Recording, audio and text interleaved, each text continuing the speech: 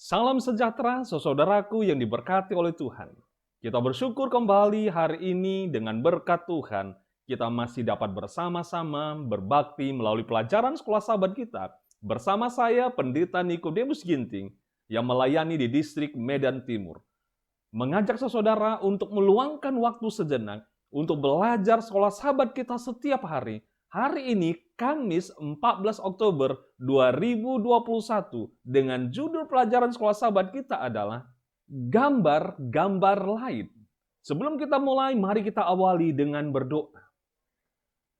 Bapa di surga, terima kasih untuk waktu Tuhan, berkat-Mu, pemeliharaanmu sepanjang hari ini. Kami akan belajar firman-Mu melalui pelajaran sekolah sahabat. Tuntun dan terangi kami dengan Roh Kudus-Mu sehingga kami bertumbuh di dalam iman, percaya, dan pengharapan kami. Terima kasih Bapa di surga, dalam nama Yesus kami berdoa dan mengucap syukur. Amin. Gambar-gambar lain, Kamis 14 Oktober 2021. Para sarjana Alkitab telah melihat keserupaan perjanjian antara Israel dengan Allah dan perjanjian yang terjadi di antara kerajaan-kerajaan lain. Paralel ini memang seharusnya tidaklah mengherankan. Tuhan secara sederhana bekerja dengan umatnya dalam satu lingkungan yang mereka bisa mengerti. Pada saat yang sama, ide dari sebuah perjanjian yaitu sebuah persetujuan yang sah antara dua pihak dengan aturan, syarat, dan ketetapan bisa melihat sangat dingin dan sangat formal. Meskipun elemen-elemen itu harus benar-benar ada, atau Tuhan adalah sang pemberi hukum, itu tidak cukup luas untuk mencangkup kedalaman dan luasnya jenis hubungan yang Tuhan inginkan dengan umatnya. Oleh karena itu, gambaran-gambaran lain digunakan dalam kitab Ulangan untuk membantu menggambarkan gagasan yang sama sebagai gambaran perjanjian antara Allah dan Israel, tetapi hanya untuk memberikan dimensi tambahan. Marilah baca firman Tuhan dalam Ulangan 8 ayat 5, Ulangan 32 ayat 6, ayat 16 sampai 20. Gambaran apa yang digunakan di sini dan bagaimana gambaran ini membantu untuk menyatakan hubungan yang Allah inginkan dengan umatnya? Bacalah juga firman Tuhan dalam Ulangan 4 ayat 20 dan Ulangan 32 ayat 9. Gambaran apa yang digunakan di sini dan bagaimana juga gambaran ini membantu untuk menyatakan jenis hubungan yang Allah inginkan dengan umatnya? Dalam setiap kasus, selalu ada ide tentang keluarga yang secara ideal haruslah paling dekat, paling erat, dan menjadi satu ikatan yang penuh kasih. Allah selalu menginginkan hubungan seperti ini dengan umatnya. Bahkan sampai pada penolakan mereka yang memalukan terhadap Yesus waktu penyaliban.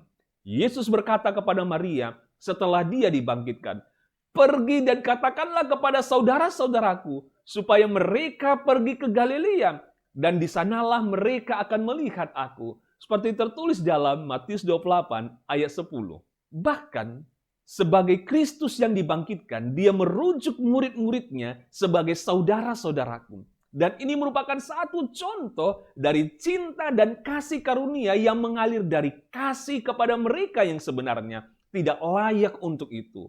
Itulah inti dari hubungan antara Allah dan manusia yang selalu ada, kasih karunia dan cinta yang diberikan kepada mereka yang tidak layak untuk menerima. Hubungan macam apa yang Anda miliki dengan Allah? Bagaimanakah Anda bisa memperdalam hubungan ini dan belajar untuk mencintai Dia?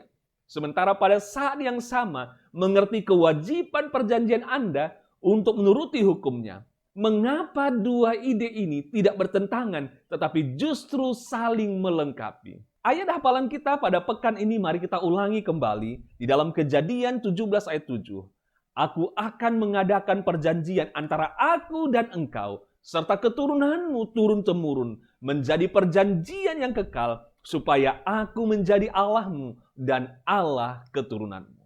Saudaraku yang diberkati oleh Tuhan, mari kita meluangkan waktu kita setiap hari untuk belajar firman Tuhan melalui pelajaran sekolah sahabat kita, dan akan lebih baik jikalau kita dapat berbakti bersama dengan keluarga kita masing-masing.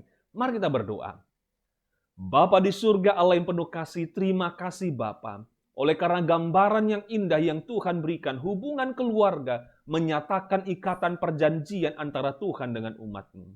Biarlah kami senantiasa memahami betapa dalamnya hubungan yang Tuhan telah berikan bagi kami sebagai umat-umat-Mu. Berkati kami Bapa, biarlah kami senantiasa memiliki hubungan yang lebih dalam dari hari ke hari melalui belajar firman-Mu. Berkati seluruh pemirsa yang telah menyaksikan ini. Berkati mereka dalam pelayanan, pekerjaan, dan rumah tangga. Terima kasih, terpuji Tuhan, di dalam nama Yesus kami berdoa dan mengucap syukur. Amin. Terima kasih saudaraku yang diberkati oleh Tuhan oleh karena telah meluangkan waktu bersama dengan belajar firman Tuhan melalui pelajaran sekolah sahabat dalam program Sahabat Mari Belajar Firman Tuhan. Biarlah pada esok hari kita kembali akan belajar firman Tuhan, rangkuman dari pelajaran sekolah sahabat pada pekan yang ketiga ini. Kiranya Tuhan Yesus memberkati dan memelihara kita senantiasa.